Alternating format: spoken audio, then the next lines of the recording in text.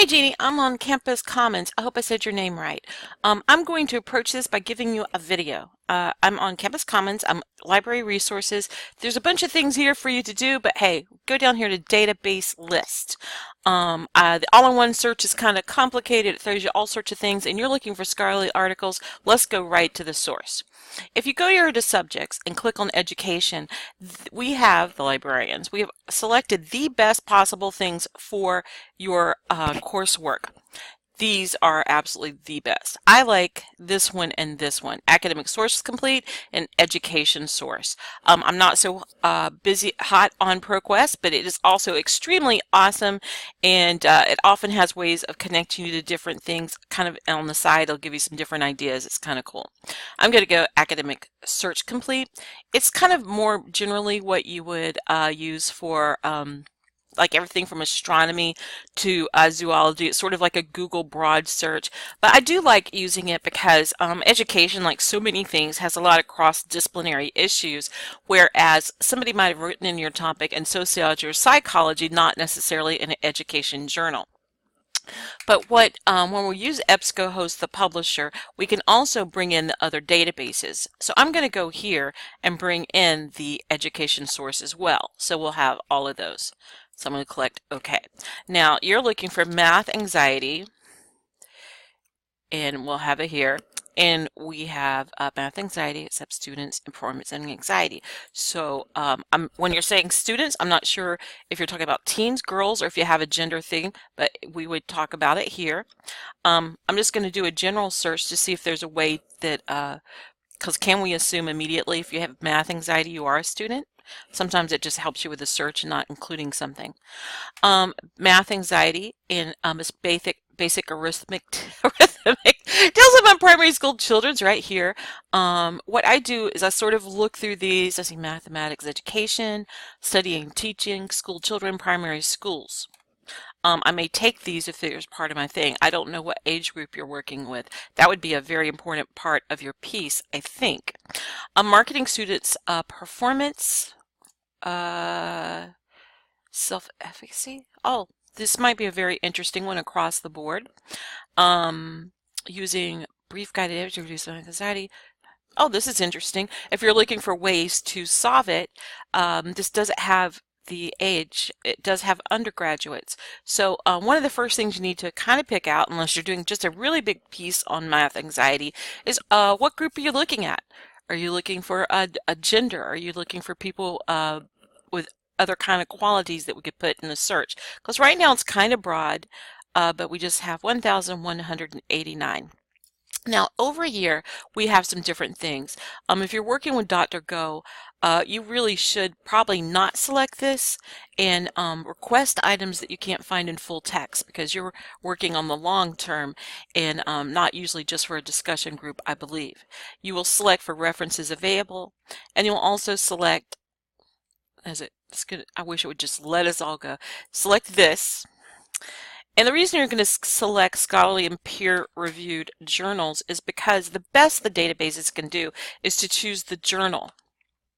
But they cannot tell you the article is a scholarly or peer-reviewed article, because it could be a book review, it could be an introduction to a special subject area for that particular journal for that time. It could be my first day on the job, or just a general kind of like a more of an industry article, and it would be inside of this. So you still need to make sure that it has the multiple, well, usually it has more than one authors, more than 5 pages. It's going to have an abstract. It's going to have an introduction that tells you about everything they read. It's going to have pieces. It's going to tell you who they included or did not include, the methodology. It's going to show you their math. If you had the money and the grant to do so, you could replicate it, and it will have references. And all these pieces should be there to make sure it is the type of article you're looking for. Now, generally, if this was a discussion post, I would advise you to just move on and select full text.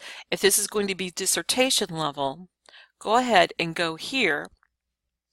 Sometimes this link will take you to ProQuest or another database.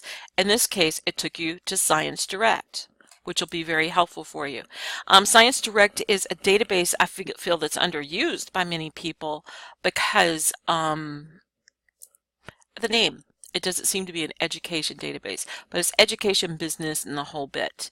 Let's go here. This says this. All right. In this case, you need to request the item through Interlibrary Loan. If you have not signed up for an Iliad account, it is time to do so, because usually you can get articles in 2 weeks or less. And if you're working at the level you're working, you need to be able to get a hold of everything you possibly can on your topic. I'm going to try to find my way back to EBSCO. Okay. Now we go down further. Math hater, how one child overcome her math anxiety through self-administered art therapy. This is very amusing. Again, it's look for full text, and these may be types of keywords that you would take into your search. And when I'm doing my research, I kind of put all those words together and keep working with them.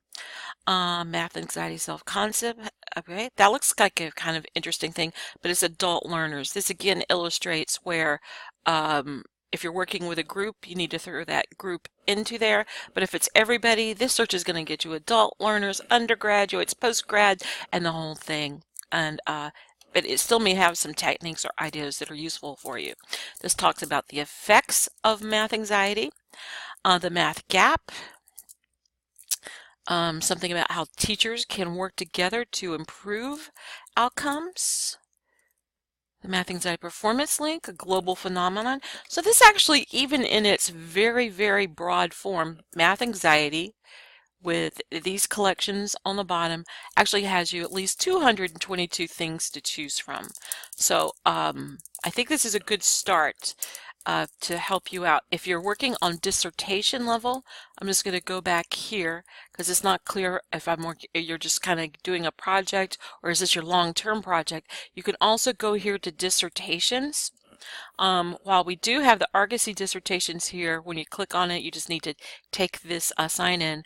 We also have larger collections from ProQuest, EBSCO, and other areas.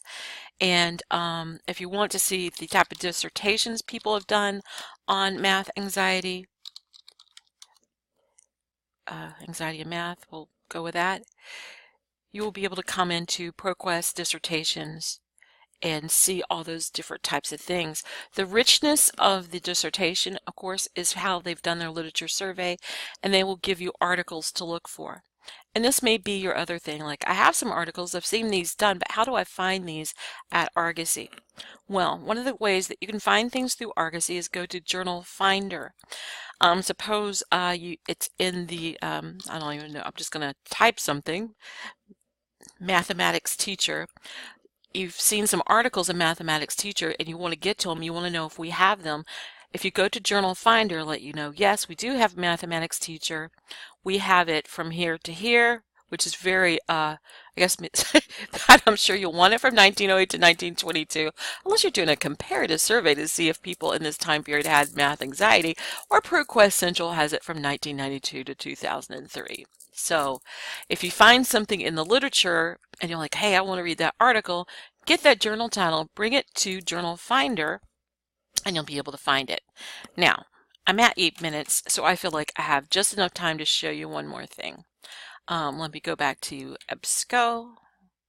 Let me see EBSCO results. We see how I think we were unable to get a hold of this. Another way to find things that you need full text for that we don't have, besides the Journal Finder, would be go to Google Scholar. Now this is only going to work when you're signed in to Argosy, so it has that little sign-in token from the Campus Commons, but you're going to come here to Google Scholar. You're going to go to Settings. This is here or up here, one place or the other. You're going to Library Links, and you're going to type in Argosy. You click this. You're going to select for all three here, and you can put in the title to see if we have it. If we had it, it would say over here full text in Argosy, and it does not. But I see this has been cited 2 times. I'm going to look at that to see. Sometimes if people cite an article, it's an update of that article, or a new look at it. And this shows that there are there's 3 different ways for me to get to these articles. The big one being find it at Argosy. And what this does is feed you back into our databases so that you can see the whole thing. Here the PDF is right here. It's always going to look a little different. Well, certainly you could search math anxiety from here, and if you feel confident, please do so. But the pathway I showed you is a pretty good one until you get comfortable jumping back and forth. Go into Academic Search Complete, add in Education Source, go through those. If you have some that are not available to you in full text, collect those titles and you'll be able to come to Google Scholar to look for those, if that makes sense to you. And then if you find a great article and it's really old, collect that title too, because you can put it here to see all the places where it may have been cited so you could find more up-to-date views of that topic and where it went. Anyway, I'm at 10 minutes. And I hope this is helpful. If you have any questions, please do take the time to ask me because I'm always excited about helping students learn things about the library.